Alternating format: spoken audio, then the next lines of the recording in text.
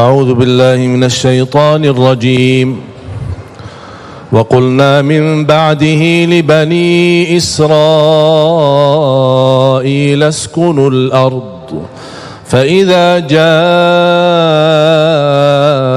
وعد الآخرة جئنا بكم لفيفا صدق الله العظيم.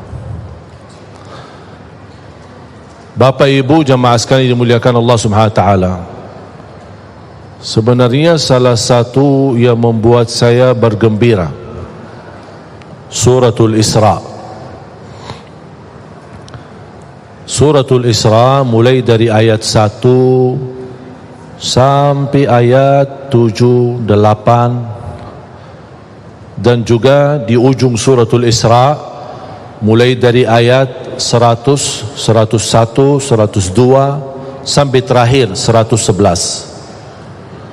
Saya mohon jamaah sekalian mempelajari, mendalami dua surah yang tertanam di dalamnya banyak berita gembira.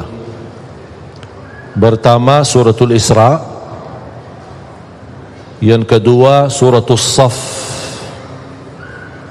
Suratul Saf, karena juga di Suratul Saf Allah menceritakan, A'udzu billahi minasy syaithanir rajim, yuriduna liyutfi'u nurallahi biafwahihim wallahu mutimmu nurihi walau karihal kafirun. هو الذي أرسل رسوله بالهدى ودين الحق ليظهره على الدين كله ولو كره المشركون.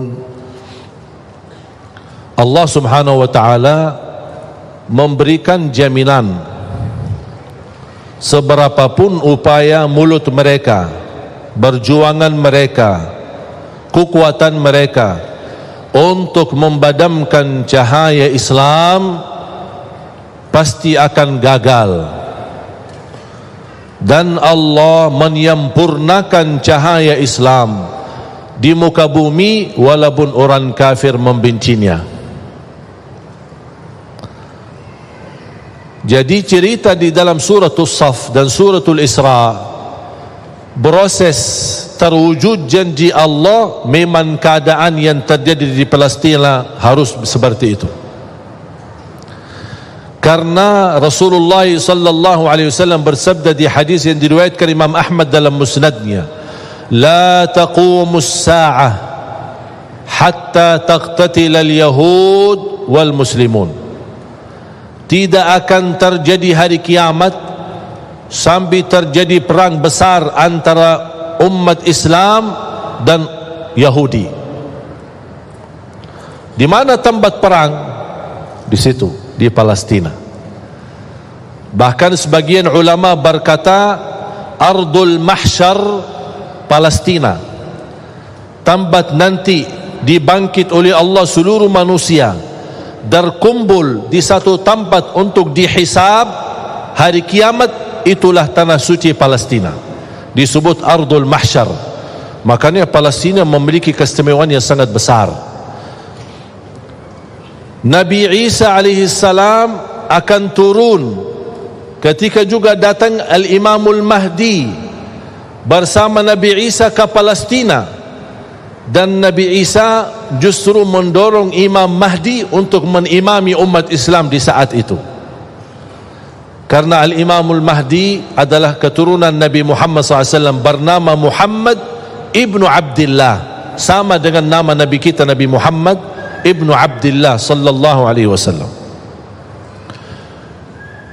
Berarti kalau akan terjadi perang besar, sampai kata Rasulullah SAW, hatta yakhtabi al-Yahudi, sampai orang Yahudi menyembunyikan dirinya, lari dari lapangan tamburan, takut menghadapi umat Islam, takut. Dia sembunyi di belakang pohon-pohon dan batu. Allah perintahkan pohon dan batu untuk berbicara. Pohon dan batu nanti di negeri Palestina akan berkata, hei orang Islam, hei orang Muslim, ke sini, kemari, ada di belakangku orang Yahudi lagi sembunyi. Kata Rasulullah SAW, kecuali satu pohon bernama Al-Gharqad. Mengapa tidak bisa bicara pohon itu? Kata Rasulullah SAW, fa'innahu min syajari Yahud, karena pohon itu adalah dari Yahud, yang ditanam oleh Yahudi. 3 minggu yang lalu saya berada di Palestina, dan saya sengaja keliling mencari pohon Al-Gharqad itu. Ada enggak?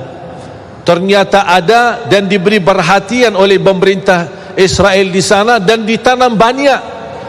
Oh, ternyata mereka tahu kebenaran Islam. Kalau tidak percaya, buat apa dia tanam pohon itu? Buat dipakai untuk membela dirinya. Dan tidak akan mungkin terjadi perang besar umat Islam menghadapi Yahudi kecuali kalau mereka semua terkumpul. Nanti di saat itu, kumpul dari negara mana datang berhijrah ke tanah suci Palestina. Memang ujiannya, penerbangannya apa? Diambil rumah kita, penerbangannya dikuasai masjid kita, penerbangannya dibunuh anak kita. Itu semua penerbangan. Buat apa? Supaya mereka terkumpul di situ. Semua Yahudi dari seluruh dunia kumpul di sana. Kalau sudah terkumpul, tidak ada yang tersisa di luar, terjadilah perang besar. Karena umat Islam nanti akan mampu menghabiskan semua Yahudi. Tidak ada satu Yahudi pun yang akan hidup di muka bumi. Berarti ujian jamaah sekalian yang kita ada di Palestina memang proses ujian yang ujung-ujungnya akan kembali kekuasaannya umat Islam. Allah punya hikmah. Allah tidak mungkin suka kezaliman. Allah tidak mungkin membiarkan pembunuhan dan tumpahan darah di mana-mana, apalagi tanah suci Palestina. Tapi Allah Subhanahu wa taala memiliki hikmah yang barangkali kita belum tahu. Tapi nanti di akhir zaman, dan itu tanda-tandanya sudah semakin dekat. Saya tidak bisa berkata 1 tahun atau 2 tahun. Tapi salah satu kemuliaan yang saya bisa merasakan kegembiraan dan kebahagiaan, khususnya masyarakat Indonesia sudah menilai positif dan menilai tanda yang sangat baik bagi rakyat Palestina. Rakyat Indonesia sudah bisa membanggakan dan mewakili umat Islam di seluruh dunia, membuat rakyat Palestina senang dan rakyat Palestina mau berjuang. Selama ini batah semangat karena tetangga lingkungan mereka, negeri Arab, tidak memberikan dukungan, apalagi pemerintah mereka. Tapi ternyata rakyat Indonesia mewakili umat Islam sedunia untuk memberikan perhatian dan perjuangan, membuat rakyat Palestina berterima kasih banyak kepada rakyat Indonesia. Dan ini menurut saya kemenangan yang sangat luar biasa yang kita dapatkan, yang tidak dirasakan oleh orang lain. Makanya kita harus bergembira, berbangga, dan terus berjuang. Walaupun kita tidak berkesempatan bisa ke sana, tapi kita berjuang untuk mendoakan mereka, membantu mereka, upaya, daya, dana, segala kemampuan. Buat apa?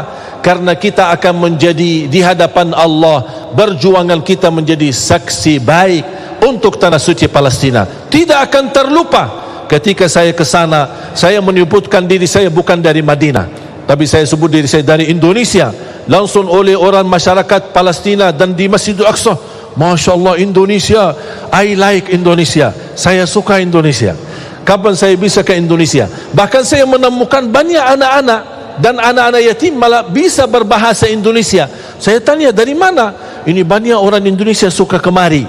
Saya bertanya sama dubes Indonesia yang berada di Jordan, Amman.